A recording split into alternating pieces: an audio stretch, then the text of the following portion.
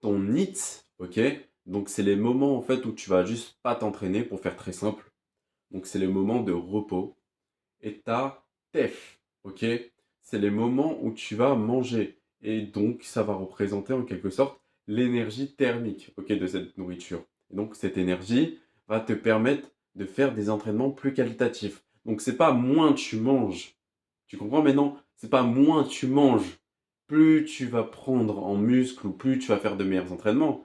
C'est au contraire l'inverse. C'est plus tu manges, ok, de façon saine, hein, bien évidemment. C'est pas de manger des McDo à tout va, mais plus tu manges, plus tu pourras faire des entraînements d'une meilleure qualité, ok? Et de pousser plus lourd, d'augmenter les charges. Je ne sais pas où tu en es dans ta progression, ok? Que ce soit au niveau de la force, et je ne connais pas ton lifestyle, mais je sais que si tu respectes ce graphique à la lettre, tu vas devenir sec, ok?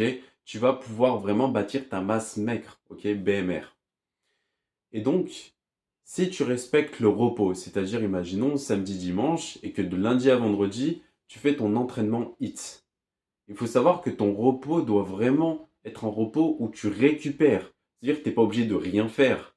Tu peux faire par exemple de la respiration, tu peux faire de la mobilité, tu peux faire de l'étirement, etc., etc. Mais c'est le moment où tu vas aller récupérer, faire des récupérations actives ou seulement du repos, tu vois. C'est vraiment à toi de voir comment tu vois les choses. Si tu es quelqu'un qui peut ne pas bouger pendant 2 jours, parfait, fais-le.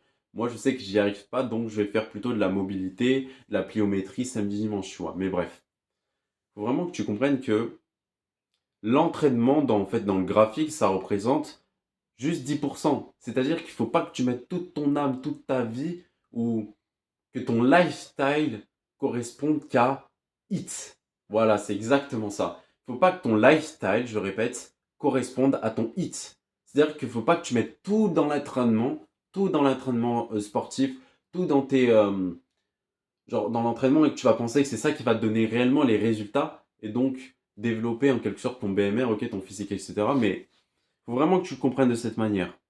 Tu ne dois pas prioriser que ton entraînement. Sache que la nourriture est plus importante que ton entraînement. Et ton repos est plus important que ton entraînement et ta nourriture. Maintenant que tu comprends le graphique, que BMR représente 70% et que ça représente ta masse maigre, c'est ce qui va te permettre de bâtir du muscle, de la force, etc. Et que ensuite, tu as les trois autres piliers qui sont encore plus importants. C'est en quelque sorte le cycle, tu vois, le cercle vertueux. C'est-à-dire que plus tu manges, plus tu as de l'énergie, bien sûr, en prenant du repos, tu auras encore plus d'énergie et donc tu vas pouvoir faire des entraînements encore plus intenses. Ok? Donc si tu veux faire plus d'entraînement, tu dois manger d'une meilleure qualité. Pas forcément manger comme un porc, si tu as compris. C'est-à-dire que tu dois plus manger si tu étais une personne qui mangeait trop peu, si tu veux réellement prendre de la masse maigre. J'espère que tu l'as compris au mieux ce graphique. Je ne veux pas faire une vidéo trop longue parce que c'est quelque chose d'extrêmement simple. Tu le vois à droite. J'espère que tu te l'imprègnes, ok? J'espère que tu commences à comprendre qu'il y a un cycle dans absolument tout ce que tu fais et que ce cycle, il est soit il va te détruire, soit il va te construire, ok? Soit il va détruire ton physique, soit il va le construire. C'est-à-dire que si tu commences à augmenter le HIIT, à réduire ton repos, donc le NEAT, et bah déjà ça va créer une incohérence et tu vas commencer à avoir des douleurs au niveau des articulations. Moi je sais que c'est souvent le genou, c'était avant, mais maintenant que j'ai compris ce graphique et j'ai pu l'assimiler, j'ai plus de douleurs. Ou à l'heure actuelle, j'ai pratiquement très peu de courbatures grâce à la rétention séminale, bien sûr. Mais voilà, faut vraiment que tu le comprennes comme ça. C'est extrêmement simple à comprendre. Tu as ces quatre piliers. Ajuste-les, ok, en fonction de ton énergie, ta dépense totale. Travaille dur, mais travaille aussi intelligemment. C'est pour ça que je vous montre ce graphique. J'aurais pu juste vous parler comme ça et vous l'expliquer. Mais il faut que tu le comprennes le plus intelligemment possible. Donc, je le mets à droite. Imprègne-le toi. Sache que si tu veux bâtir un physique solide, ok, peu importe ton objectif, tu dois travailler intelligemment, mais très dur, ok? Je suis pas le genre de connard à te dire, alors tu dois juste travailler intelligemment, tu dois visualiser, croire en toi, mais pas aller au sport. Bien sûr que si, tu dois aller au sport. Mais tu dois répartir intelligemment, ok, le pourcentage que tu as.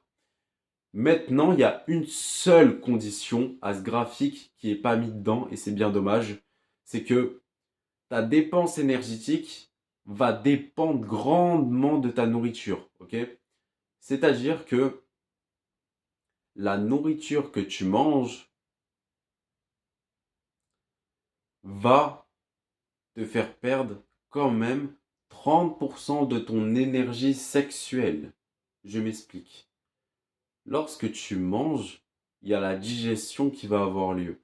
Et durant la digestion, il y a quand même 30% de ton énergie sexuelle qui va aller directement travailler dessus. Donc il faut comprendre que, encore une fois, c'est une question de répartition. Ne mange pas trop, car tu auras les résultats même si tu manges un peu moins, mais n'abuse pas, parce qu'encore une fois, 30% va dans ta digestion.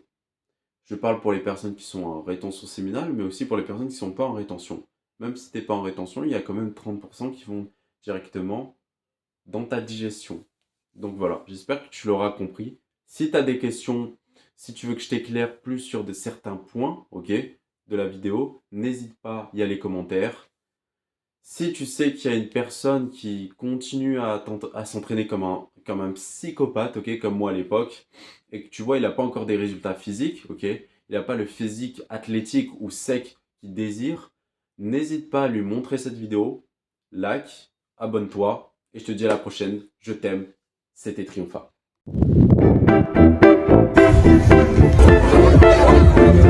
Triompha, tu es trop le meilleur coach.